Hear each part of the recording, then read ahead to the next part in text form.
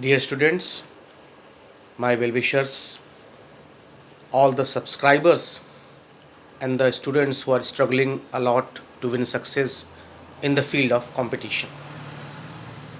First of all, I salute to all these people because they are struggling a lot, they are working hard, and really it's a matter of great pride when somebody struggles a lot, when somebody faces a lot of problems. Why? Because he or she has a burning desire to win success in his or her life. If you are new, so please subscribe my channel, please like it, share it, subscribe it, and press the bell icon for having the latest videos.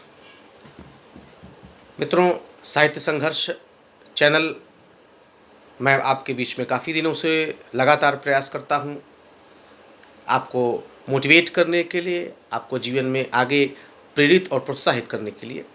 आज एक बहुत अच्छे विषय की चर्चा करूँगा और उसी के साथ एक महत्वपूर्ण पाठ की भी बात हो जाएगी। मित्रों, देशभक्ति क्या है? देशभक्ति किसे कहते हैं? What is the real patriotism? क्या 15 अगस्त, 26 जनवरी या 2 अक्टूबर को बड़े बड़े भाषण दे देना, आंखों में थोड़ी देर के लिए आंसू आ जाना, वही देशभक्ति है? या बड़े बड़े लेखों को प्रकाशित करना, विज्ञापन देना, वही देशभक्ति है? क्या है देशभक्ति? क्या देशभक्ति उम्र की मोहताज होती है? क्या देशभक्ति के लिए कोई विशेष पैमाना या स्टैंडर्ड या स्केल तय है? हाँ, यह बात तय है कि जो सैनिक देश की सीमा पर संघर्ष कर रहे हैं, निश्चित रूप से उनकी देशभक्ति के सामने वी बो आवर हेड, हम अपने सर को झुकाते हैं, नतमस्तक होते हैं। लेकिन हम में से प्रत्येक व्यक्ति, भारत का प्रत्येक व्यक्ति, प्रत्येक बच्चा, चाहे वह वयस्क हो, चाहे वह अभी परिपक्वता के दौर में हो, हर व्यक्ति अपने स्तर पर देशभक्ति का कार्य कर सकता है। और इसी बात को एक बहुत ही खूबसूरत पाठ के माध्यम से स्वयं प्रकाश, जो एक बड़े प्रख्यात कथाकार रहे हैं, जिनके कहानियों में व्यंग का पैनापन है, उन्होंने अपनी एक चर्चित कहानी, व्यंगात्मक कहानी नेताजी का चश्मा के माध्यम से व्यक्त की है। वैसे तो आप यह कहानी अक्षरशः आपको मिल जाएगी, लेकिन हम इसके विश्लेषण पर चर्चा करेंगे, इसके संदेश पर चर्चा करेंगे। यह पूरा पाठ जो है, यह मुख्यतः सुभाष चंद्र बोस जी की उस प्रतिमा से संबंधित है जिस पे कोई चश्मा नहीं है।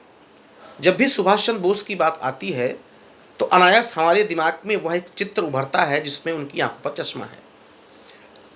यहाँ एक किसी कस्बे की बात है, जहाँ पर उस टाउन एरिया की बात है, जहाँ टाउन एरिया के बोर्ड ने निर्णय लिया कि चौराहे पर एक सुभाष चंद्र बोस जी की प्रतिमा लगाई जाए।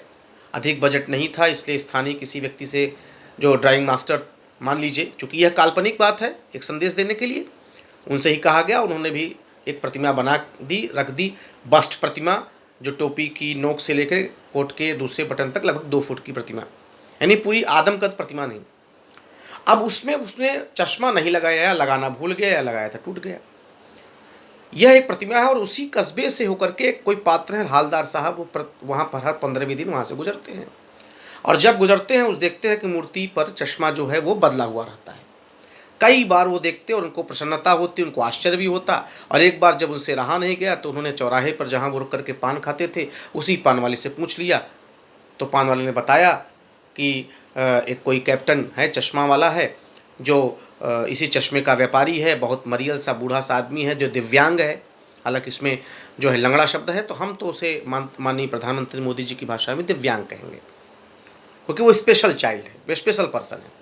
वह जो है चश्मे की एक दुकान चलाता है और वह वेंडर है, फेरी लगाता है, कोई बहुत बड़ी दुकान नहीं। और वह उस मूर्ति पर चश्मा जरूर पहनाता है। अगर कोई ग्राहक आता है, उसको लगता है कि वह मूर्ति पर चश्मा ही, उसका फ्रेम उसको ठीक है, तो वहाँ उस फ्रेम को उस ग्राहक को दे दिया, फिर वहाँ लगा दिया। ऐसा वह जो पान वाला है बताता है। लेकिन यहाँ हलदार साहब उससे और भी बातचीत करते हैं, तमाम वो सब आपको अक्षरशः बातें पता चल जाएंगी। लेकिन उस पान वाले को देशभक्ति जैसी कोई बड़ी चीज़ नहीं मालूम है। हवलदार साहब पूछते भी हैं कि क्या वो कैप्टन क्यों कहते हैं, तो अब वो कहेगा कि कैप्टन क्यों, तो उसका जवाब भी अपने आप में बड़ा हास्यास्पद है और बड़ा संकेत कि वह ये सोचता है कि जो देश की सीमा पर लड़ रहे हैं वही देशभक्ति है, ये दिव्यांग आदमी है, ये देशभक्ति क्या करेगा। खैर ये चलता रहता है, हर बार जाते और 15वें दिन वहाँ पर मूर्ति पर चश्मा बदला हुआ नजर आता। एक बार ऐसा हुआ कि उस मूर्ति पर कोई चश्मा नहीं था, और ऐसा एक आध बार और हुआ। उस दिन जिस दिन वे गुजर रहे थे वहाँ पर उस क्षेत्र की दुकानें बंद थी। पान वाले से पूछा तो उन्होंने बताया कि कैप्टन चश्मा वाला मर गया है। तो जो पान वाला देशभक्ति जैसे विषय को बहुत नहीं जानता, पढ़ा लिखा व्यक्ति नहीं है, सरल सहज आदमी है, वह दुखी था उस व्यक्ति के जाने से। फिर हवलदार साहब बड़े दुखी होते हैं कि बताइए कैप्टन चला गया और अब उस कस्बे में किसी को याद नहीं है कि वहाँ पर उस मूर्ति पर चश्मा कोई लगाए। तो वो अब सोचते हैं कि अब आगे हम वहाँ से नहीं गुजरेंगे, आगे वहाँ से नहीं जाएंगे। लेकिन एक बार वहाँ से गुजरे तो अचानक मतलब उनकी इच्छा जो है ना वो दूरदमनी जैसी, यहाँ पर शब्द इस्तेमाल हुआ है, बिल्कुल रहा नहीं गया। हालांकि ये प्रारंभिक स्थिति में प्रयोग हुआ है पाठ में, लेकिन उन्होंने देखा तो उस मूर्ति पर एक सरकंडे का चश्मा, एक रीढ़ का, नरकट का, सरपत का बना हुआ चश्मा, बच्चे जिसे खेल खेल में बनाते हैं वह चश्मा वो लगा था। बाद में पहले वो गुजरते थे तो देखे कैप्टन के जाने के बाद वहाँ पर कोई चश्मा नहीं था, पहनाने वाला कोई नहीं था, इसलिए चश्मा नहीं लगाया गया। दुखी होते थे कि क्या होगा बताइए। और अंत में जब गए देखे तो बच्चों ने चश्मा जो है उसमें पहनाया हुआ था, तो उनको शायद वहाँ पर वो बहुत भावुक हुआ और उनका लगा कि देश का भविष्य सुरक्षित है।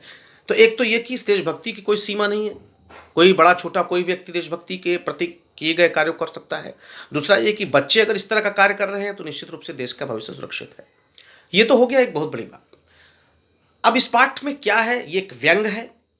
एक व्यंग है कि जो देशभक्ति को लोग एक निश्चित चश्मे से जो लोग देखने का प्रयास करते हैं, जो समझते हैं कि हम 15 अगस्त को अच्छा भाषण दे देंगे या कुछ इस तरह का कार्य करेंगे या बड़े कार्य करेंगे तभी वो देशभक्ति होगी, वह गलत है। बिजली की बचत करना, सड़क पर कूड़ा न फेंकना, सही स्थान पर फेंकना, टैक्स समय पर जमा करना, यातायात के नियमों का पालन करना, अध्यापक ईमानदारी से पढ़ाए, विद्यार्थी ईमानदारी से पढ़े, अधिकारी ईमानदारी से काम करे, यही देशभक्ति है।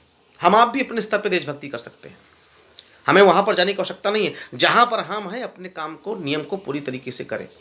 और एक बड़ा गहरा संकेत इस पाठ में लेखक ने दिया है कि अगर जो लोग देशभक्ति करते हैं, जो लोग इस तरह से त्याग करते हैं, अगर उस पर लोग हंसें, जो लोग देश के लिए सब कुछ गंवा रहे हैं उस पर हंसें और हंसने वालों की संख्या बढ़ जाए, और इतना ही नहीं, ज़रूरत पड़े तो स्वयं को वो बेच दे अपने निहित स्वार्थों के लिए, तो अगर ऐसे किसी देश में प्रवृत्ति बढ़ जाएगी तो वह उस देश का विनाश होना निश्चित है।